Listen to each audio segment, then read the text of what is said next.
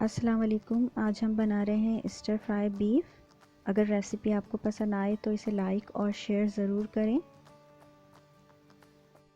और मेरे चैनल पर अगर आप नए हैं तो इसे सब्सक्राइब कर लें।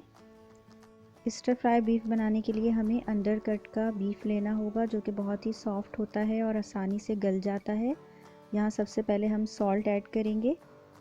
बीफ को स्ट्रिप्स की शक्ल में काट लें इस तरह से, जैसे आपको इसमें नज़र आ रही हैं। और ये बहुत आसान सी रेसिपी है, इसके बहुत सारे इंग्रेडिएंट्स भी नहीं हैं। 1 टेबल स्पून मैंने इसके अंदर सोया सॉस ऐड किया है, ये डार्क सोया सॉस है। इसके बाद 1 टेबल स्पून ही चिली सॉस ऐड किया है।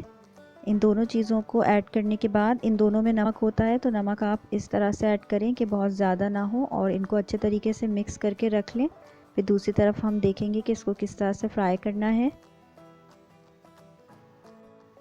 चूँकि हम स्टर फ्राई बीफ बना रहे हैं तो हमें इसे जल्दी जल्दी पकाना है। मैंने यहाँ पर एक पैन ले लिया है और इसके अंदर 1/4 कप से थोड़ा सा कम ही ऑयल है। अब मैंने गोश्त इसके अंदर शामिल किया है और मैं इसे तेज़ आंच पर पकाऊंगी।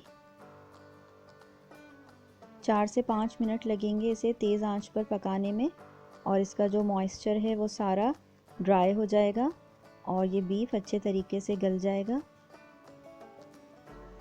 कुछ वेजिटेबल्स मैंने काट के रखी हैं लेंथ वाइज। आप भी जो वेजिटेबल्स आपको पसंद हो वो ले सकते हैं। मैंने यहाँ पर शिमला मिर्च, प्याज और गाजर ली है। आप कोई सी भी वेजिटेबल्स इसमें शामिल कर सकते हैं अपनी पसंद से। अब ये भी मैं इसके अंदर शामिल कर दूँगी और इसको भी मैं 2 से 3 मिनट तक तेज़ आंच पर पकाऊंगी, क्योंकि हमें इनका कलर ख़राब नहीं करना है वेजिटेबल्स का, और इनको क्रंची रखना है। तो अब हम इन्हें जल्दी जल्दी फ्राई करेंगे। इस डिश को आप राइस के साथ या नूडल्स के साथ इस्तेमाल कर सकते हैं, बहुत अच्छी लगती है और 8 से 10 मिनट में ये डिश तैयार हो जाती है, तो इसे ज़रूर ट्राई करें।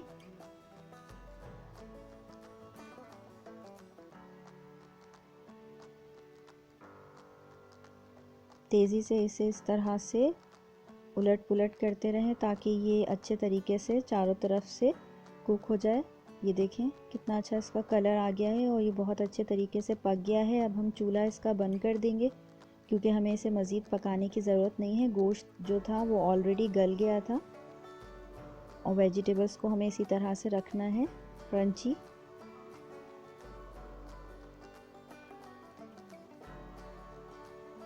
ये देखिए, मैंने गोश्त को हाथ से तोड़कर देखा है तो ये आराम से टूट गया है। इसका मतलब है कि ये बहुत ही सॉफ्ट और अच्छे तरीके से गला है।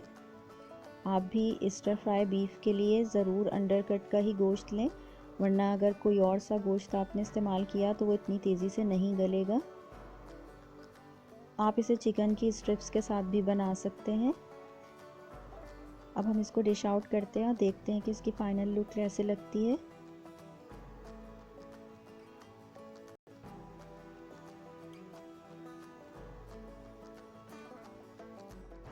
अब मैंने एक डिश ले ली है और इसके अंदर मैं ये बीफ शामिल कर दूंगी। अगर आपके पास वाइट तिल हो तो वो ज़रूर इसके ऊपर शामिल करें, स्प्रिंकल कर दें डिश में निकालने के बाद, तो इसकी लुक बहुत ही अच्छी आती है।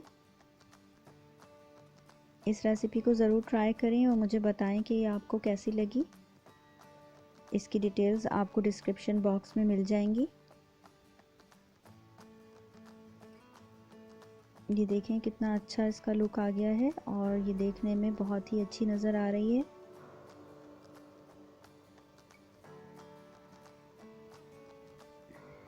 अपना ख्याल रखिएगा। अल्लाह हाफिज़।